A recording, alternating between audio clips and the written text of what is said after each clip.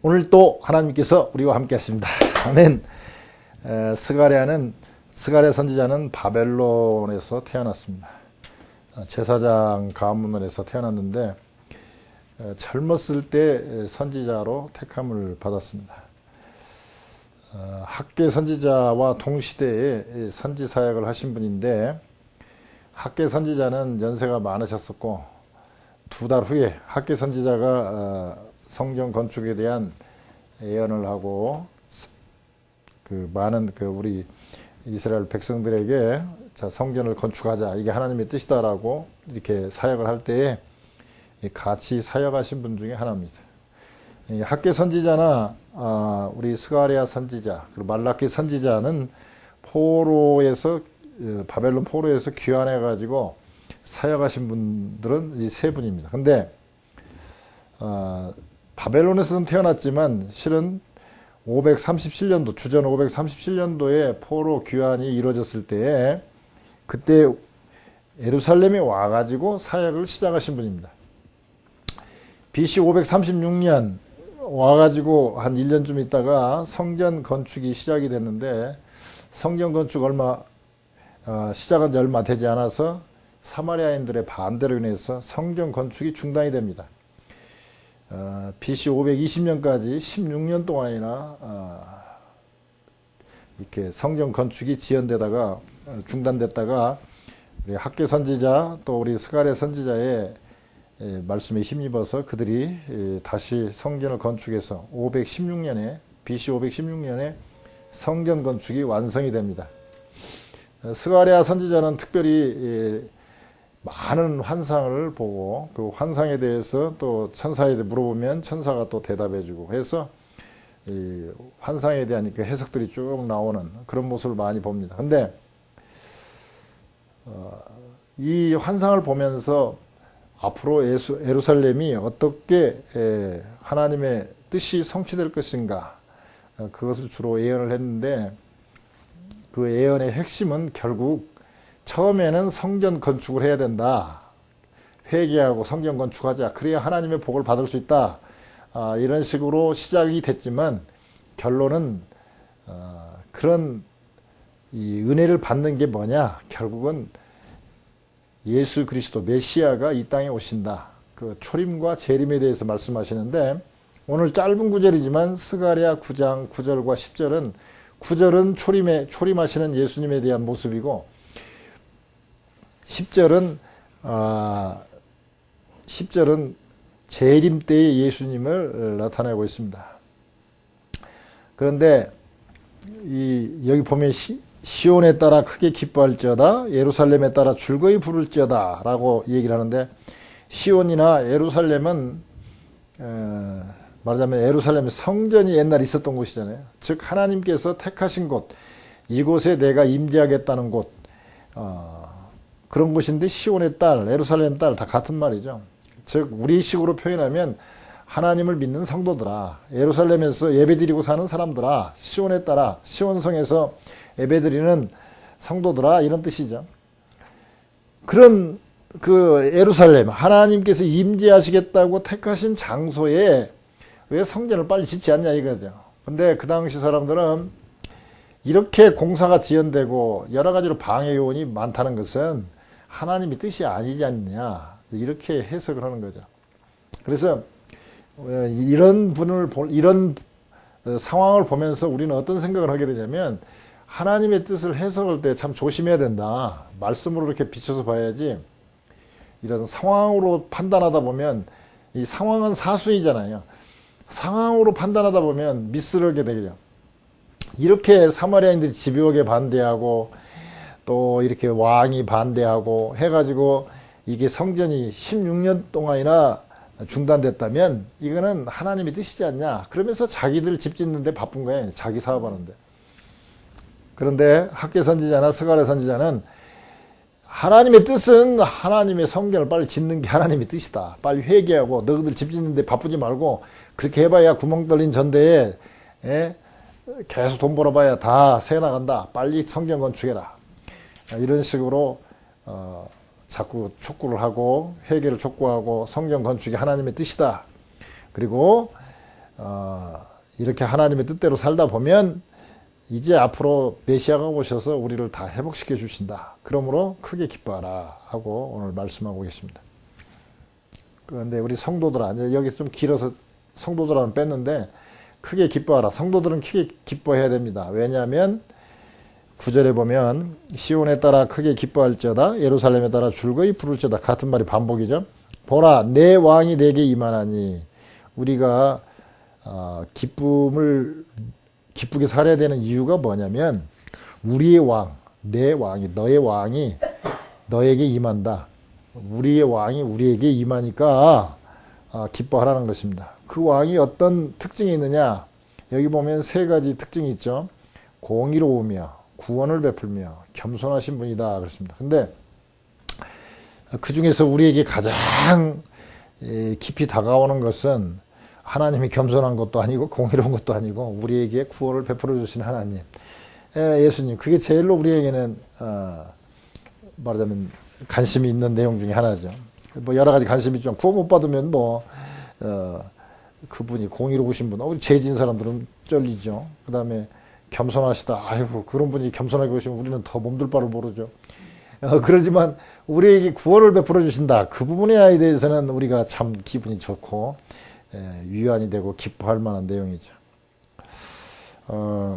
11절에 보면 그럼 본문을 그냥 10절에 잘랐지만 만군의 여호와가 말하노니 이제는 내가 이 남은 백성을 대하기를 전일과 같이 아니할 것이. 아이고, 죄송합니다. 이게 11절 또 너로 말할진대 내 언약의 피로 인하여 내가 너의 갇힌 자들을 물 없는 구덩이에서 놓았나니. 그렇습니다. 물 없는 구덩이가 뭡니까? 구덩이에 빠졌다. 그러면은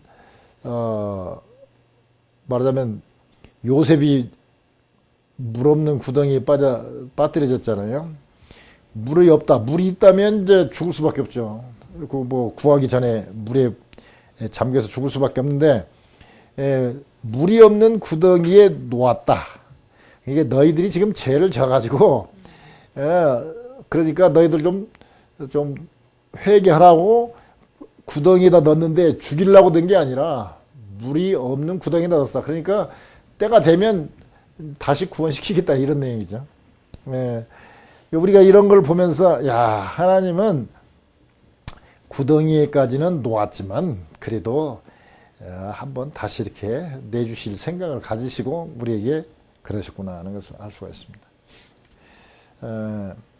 하나님의 속성은 의로우신 분이시죠. 그러니까 우리의 죄는 볼 수 없고 그러나 그러면서 사랑하시기 때문에 우리에게 구원을 베푸시는데 놀라운 사실은 구원을 베풀어 놓고 야, 내가 너 구원해 줬으니까 너 나한테 우리식으로 말하면 너 바짝 키워. 그런 게 아니고 겸손하셔서 나귀를 타는데 나귀도 큰 나귀를 탄 게 아니라 새끼 나귀, 작은 나귀를 탔다. 오늘 이 설교 이렇게 막 준비하면서 이렇게 떠오르는 생각이 뭐냐면 야, 자동차도 예수님도 작은 나귀 새끼를 타셨는데 참 차도 좀 줄이고 집도 줄여야 되겠구나. 참 주님이 겸손하신데 우리도 좀 더 이렇게 좀 그러고 오히려 그러는 거를 아껴가지고 성교에 써야 되겠구나 이런 생각을 하게 됐습니다. 자, 스가랴 선지자가 성전 건축을 막 촉구하고 난 다음에 자, 예수님이 오시니까 너희의 왕이 임하니까 너희들은 기뻐해라. 왕이 임하는데 기뻐하는데 그 첫 번째가 뭐냐면 구원을 받기 때문에 기뻐하라는 것이죠. 두 번째는 10절에 보니까 내가 에브라임의 병거와 예루살렘의 말을 끊겠고 전쟁하는 활도 끊으리니 그가 이방 사람에게 화평을 전할 것이요. 그렇습니다. 자, 내가 에브라임의 병거, 말, 활 전부 다 전쟁의 도구입니다. 이런 걸 다 끊어버리겠다. 즉 전쟁을 없애고 이방 사람에게 모든 사람에게 해당되는 거죠. 그 당시에는 이건 획기적인 내용입니다. 왜냐하면 구약 시대에는 그 당시 이스라엘 백성들이 생각할 때는 이방인들은 지옥의 땔감이에요. 근데 지옥의 땔감들에게 화평을 전한다? 그 당시는 있을 수가 없어요. 이방인들은 다 진멸하고 또 우리하고 상종하지 못할 사람으로 생각했는데 화평을 어디까지 전하느냐? 이방 사람에게, 모든 사람에게 전한다는 거예요. 놀라운 하나님의 말씀이죠. 이 병거 말 화를 꺾어버리고 모든 사람에게 화평을 전할 것이다. 자, 우리가 구원을 받았는데 계속, 자, 구원받았다는 것은 새로 태어났다는 내용이죠. 새로 태어났는데 맨날 싸우는 집안에서 태어났다든지, 부부가 결혼했는데 맨날 싸운다면 그게 무슨, 구원받은 무슨 의미가 있습니까? 구원을 받았다는 것은 괴로움과 고통 속에서, 평안이 없는 곳에서 화평한 곳으로 왔다는 것이잖아요. 그러니까 구원받았으면 화평해야 돼요. 고린도후서 5장 17절 18절에 보면 이렇습니다. 그런즉 누구든지 그리스도 안에 있으면 새로운 피조물이라. 이전 것은 지나갔으니 보라 새 것이 되었도다. 자, 18절에 보면 모든 것이 하나님께로 났나니 저가 그리스도로 말미암아 우리를 자기와 화목하게 하시고 또 우리에게 화목하게 하는 직책을 주셨다 그랬습니다. 그러니까 우리를 구원해 가지고 하나님과 우리와 화목하게 하셨고 또 우리로 하여금 화목하게 됐으면 주변에게 화목하게 하는 직책을 줬다. 어떻게? 예수님 만나가지고 화목하게, 우리식으로 뭐 그냥 화목하게 친목회처럼 잘 지내라 이런 뜻도 있지만 그보다 더 한 단계 위인, 우리 죄를 고백하고 하나님과 적대 관계에 있던 우리가 하나님과 이렇게 다정한 관계, 화목한 관계로 회개하고, 말하자면 천국 백성 되라는 것이죠. 화평한 관계를 이루라는 것이죠. 근데 이게 직책을 주셨다 그렇습니다. 이게 하나의 우리의 사명이고 우리의 직업입니다. 직책을 줬어요. 그런 일을 하라고 우리에게 맡겨주셨는데, 우리가 뭐 예를 들어서 세탁소를 하는 사람 같으면 세탁소는 부업이고 전도하고 화목하게 하는 직책, 이거는 주업이라는 것이죠. 우리가 언제나 이 주업을 생각해야 돼요. 목사도 잘못하면 화목하게 하는 직책을 받았는데도 불구하고 화목하게 하는 일보다는 교회 건축이라든지 교회 행정이라든지 엉뚱한데 또 우리의 그 직책을 제대로 수행하지 않는 그런 우를 범할 수도 있어요. 교회 건축이 나쁘다 그런 뜻이 아닙니다. 행정이 나쁘다 뜻이 아닙니다. 그것도 다 필요하지만 거기에 너무 치중하다 보면 잘못하면 화목하게 하는 직책을 잃어버리고 그러는 경우가 생긴다 이거죠. 납비 메이어라는 분이 계셨는데 이 양반이 금요일 밤마다 설교를 했다고 그래요. 근데 설교가 너무 좋아가지고 아주 막 인기가 좋아서 많은 분들이 이 회당에 나와서 이렇게 듣고 그랬는데, 여인들은 대부분이 금요일 밤은 저기 주일 안식일 준비하기 위해서 대개 금요일 날은 참석을 안 하고 음식 준비하고 그랬대요. 그런데 한 여인은 이 납비 메이어의 설교를 너무 좋아해가지고 설교를 듣고 집에 가서 안식일 음식 준비를 하고 그랬었는데, 이 여인이 그날 가서 설교를 듣는데 너무 막 설교가 좋은데 문제는 너무 길었어요. 그래가지고 집에 갔더니 남편이 막 화를 내는 거야. 아니 안식일이 해가 지면 안식일이 시작이고 음식을 미리 준비해 놓아야지 말이야. 여자가 음식도 준비 않고 그렇게 예배당에 가서 그렇게 오랫동안 설교를 듣고 뭐 어떻겠냐. 그 납비의 얼굴에다 침을 뱉기 전에는 우리 집에 들어올 수 없다. 그러고 쫓아내버린 거예요. 뭐 요즘 같으면 남편이 잘못하면 쫓겨나갈 가능성이 있는데 그 당시만 해도 유대인들에게 있어서 그 당시에는 여자는 사람 숫자에도 안 들어갔기 때문에 이 여인은 결국 친구 집에 가가지고 별거 아닌 별거를 하게 됐어요. 근데 이게 소문이 납비 얘기까지 들어갔어요. 아유, 내가 안식일 저녁에 너무 설교를 길게 해가지고 이런 일이 생겼구나. 그러면서 제자들에게 내가 눈이 너무 아픈데 이 눈 이 치료에는 이 남의 침이 상당히 이게 효과가 있다고 그러는데 그 여인에게 좀 와서 좀 침 좀 엿다 좀 뱉어달라고 그러라고. 그러면 눈이 좀 나았을 것 같다고 좀 주님 사랑하는 마음으로도 침 좀 뱉어달라고. 그래서 그 여인이 가서 그 납비의 덕망이 높으신 납비의 눈에다가 침을 뱉었답니다. 그러니까 이제 그러고 이제 나섰다고 이제 그런 거죠. 그러면서 좋아하니까 제자들이 아니 덕망이 높으신 선생님께서 그래도 그렇지 어떻게 여인의 그냥 얼굴에다 침을 뱉도록 그렇게 허용을 하십니까? 그러니까 납비 메이어가 그렇게 대답했다고 그래요. 가정의 화평을 위해서라면 이보다 더한 일도 할 수 있다네. 그래서 참 훌륭한 납비 같아요. 이게 이 화평이라는 것이 그렇게 중요한 거예요. 말하자면 화평하기 위해서라면 뭐라면 그 여자한테 침배침 당한다는 것은 그 당시에는 뭐 거의 뭐 우리 옛날 조선시대 때 애간 남자가 손목 잡으면 그냥 더러워졌다고 막 은장도 갖고 자살하고 그럴 때처럼 남자가 여자한테 얼굴에서 침을 받았으면 그 얼마나 참 치욕스러운 일인데도 불구하고 화평을 위해서 그 정도로 희생을 했다는 것이죠. 그러니까 우리가 기뻐해야 될 이유는 뭐냐? 하나님께서 우리에게 메시아를 예수님을 보내주셔서 우리로 구원시켜서 천국 백성 만들어주고 또 그걸로만 구원만 시켜주고 태어나게 해놓고 그냥 내버려둔 게 아니라 화평하게 지낼 수 있도록 화목하게 평화롭게 지낼 수 있도록 그렇게 우리에게 하셨다는 거예요. 마치 이 납비 메이어가 그 여인의 가정의 화평을 위해서 그런 치욕을 당한 것처럼 예수님께서도 십자가에 치욕을 당하심으로 말미암아 우리가 화평을 누릴 수 있게 됐다 이거죠. 구원받았을 뿐만 아니라. 세 번째는 보장을 받습니다. 지금 여기 본문에는 안 나왔는데 이 뒤에 보면 이게 맥이 연결되죠. 12절에 보면 소망을 품은 갇혔던 자들아 너희는 보장으로 돌아올지니라. 내가 오늘날도 이르노라. 내가 배나 네게 갚을 것이라. 돌아오라예요. 어디로? 보장해주는 하나님 품으로 돌아오라. 여기 보면은 10절에 보면 이렇게 나오잖아요. 내가 아까 쭉 있고 하반절에 보면 그의 정권은 바다에서 바다까지 이루고 유브라데 강에서 땅끝까지 이르리라. 즉 그 메시아가 오시는데 그 하나님의 나라, 하나님의 그 정권, 권세는 바다에서 바다에 이른다. 즉 온 이 지구상 모든 따지면 바다에서 바다잖아요. 바닷물이 얼마나 많습니까? 즉 바다에서 바다까지라는 말은 세상 끝에서 세상 끝까지라는 얘기죠. 뒤에 유브라데 강에서 땅 끝까지 이르리라. 유브라데 강에서 시작을 한다고 보는 거죠. 유브라데 강에서 땅 끝까지다. 결국 하나님의 정권은 온 지구상, 온 우주에 다 통치권이 행사되기 때문에 한마디로 말해서 보장이 됐다. 안전하다는 것입니다. 요새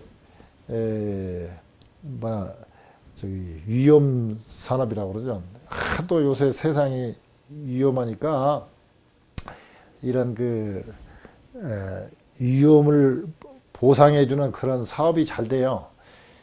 여러분 지금 이대로 살면 잘못하면 굶어 죽을 수 있습니다. 경쟁에서 뒤지지 않으려면 공부해야 됩니다. 학원 사역도 일종의 그런